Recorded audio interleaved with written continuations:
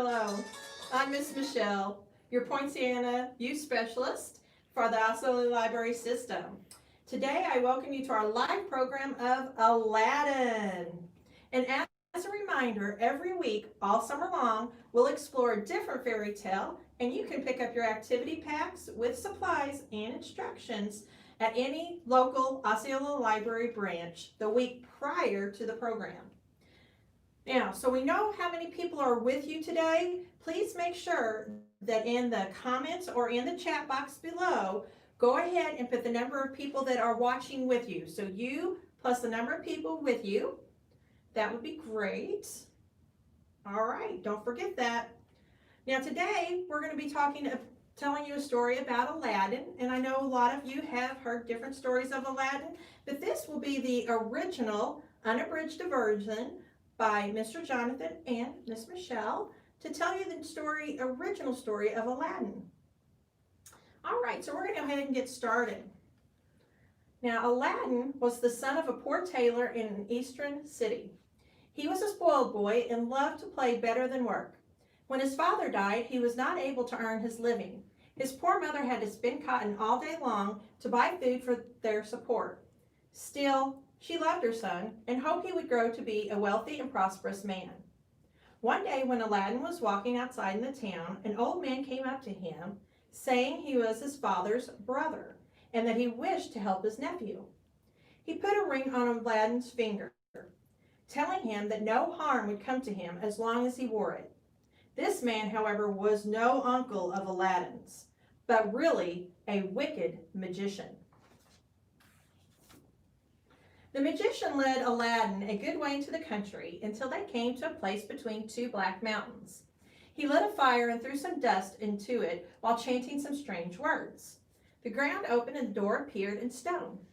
The magician told Aladdin to go down the steps, follow along the hall he would find until he came to a door that would lead to a garden of beautiful trees. Going through the garden, he would come to a terrace. There he would find a shelf with a lit lamp. "Take the lamp," the magician told him, "and put out the light and empty it of oil. Then bring the lamp to me." Aladdin did as he was told, finding the lamp and bringing it to the man he believed was his uncle. He needed help getting through the stone door. "Give me the lamp," the magician told Aladdin. "Not until I'm safe," Aladdin had said. In anger, the magician sealed the opening, trapping Aladdin inside. While crying bitterly, Aladdin chanced to rub the ring the magician had given him, and a genie appeared. "I am at your command," the genie said. "What is your desire?" Aladdin told the genie of the ring that he only wanted to be set free and taken back to his mother. In an instant, he found himself at home. He told her what had happened, and she took the lamp from him to clean it. Both were amazed when another genie appeared and announced itself as the genie of the lamp. "What are your commands?" this new genie asked. They were desperately poor and asked for food, and the genie bowed, and a servant appeared with delicious food on large silver plates. Aladdin and his mother feasted on the food and sold the plates of silver for money. Now, able to dress well, Aladdin was taking a walk when he saw the Sultan's daughter out with her attendants. She was beautiful, and he fell in love with her at once. He went to the Sultan and asked for the princess' hand in marriage. The Sultan was a greedy man and said only if Aladdin would bring him riches, thinking he would no longer hear from him at all. The Sultan did not know of the genie, who gave Aladdin riches and jewels, which Aladdin took to the Sultan. The Sultan was overjoyed with the riches and agreed to the marriage. Aladdin wed the princess, and they lived happily ever after. I hope you guys liked our new abridged version of Aladdin. And today we're going to be making a fez hat, and we're also going to be making a magic carpet. So I'm just going to go around here if you're going to gather your supplies.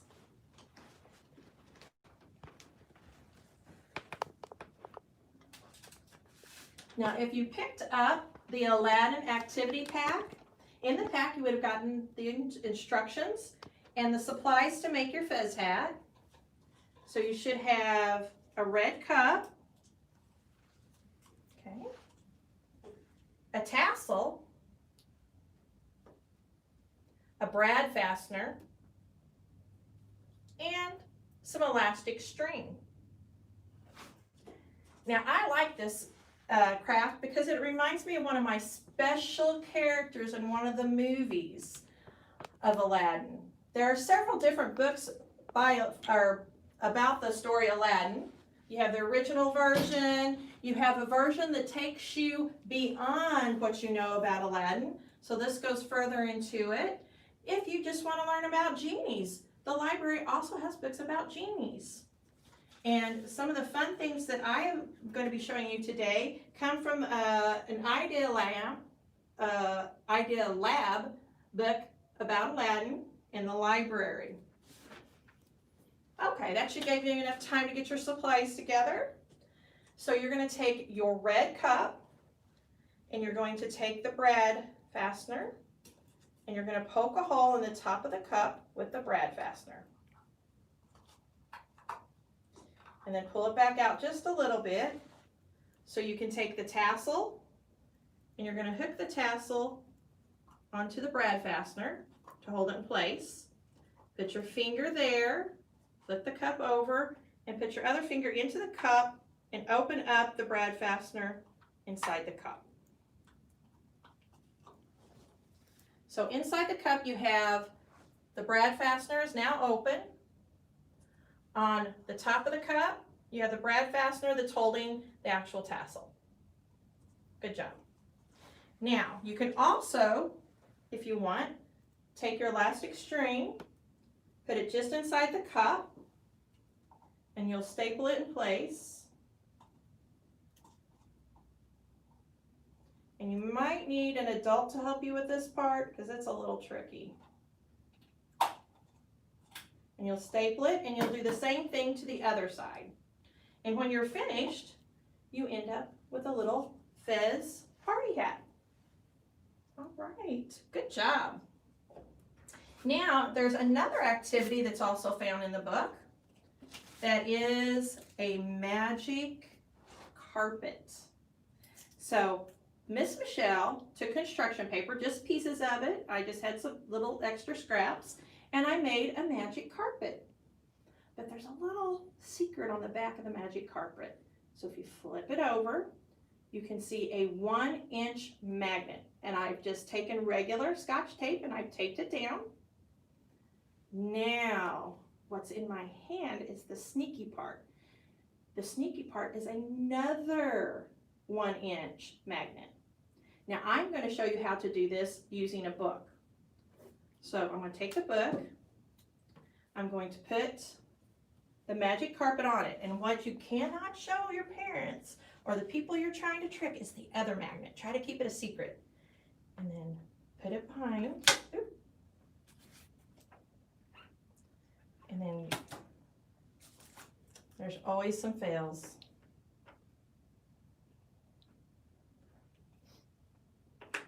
There we go.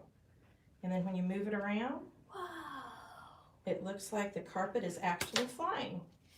And if you really want to surprise them, you can put it on the table, take the other magnet and just kind of put it under the table and move it around, and they won't know that you're actually making the magic carpet fly. So that's a second trick, and that is a STEAM activity. All right, so I'm going to put this over here. And if you did pick up the activity packet, if you look on the back, you've got some more fun things to do.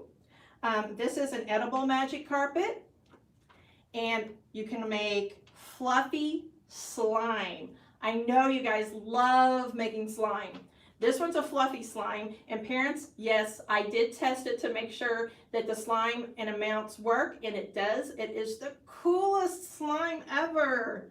And also, here's a little idea. If you would like to make some bangles and put some different charms on a bangle to wear, that's another little crafty idea. All right, you you guys did a great job. I really appreciate you coming to see me today and hear my new story about Aladdin. So,